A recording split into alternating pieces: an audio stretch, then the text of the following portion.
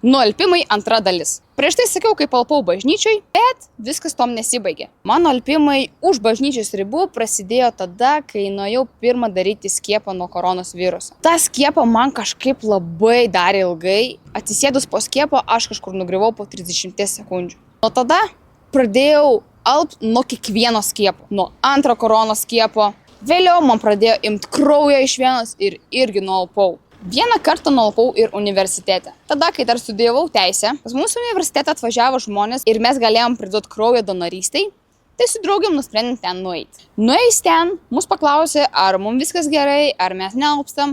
Aš pasakiau, kad būna, bet tikiuosi šiandien nebus. Manęs užteko 2 minutėm ir aš atsijungiau.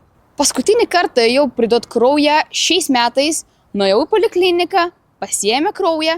Aš prieš tai pasakiau, kad man būna bloga. Bet man sako, tu nekreip dėmesio, net negalvok apie tai. Įsijungiau telefoną ir manęs užteko 30 sekundžių. Nuo to laiko aš vengiu priduoti kraują, einu kartą į 5 metus, žinodama, kad vis tiek atsijungsiu.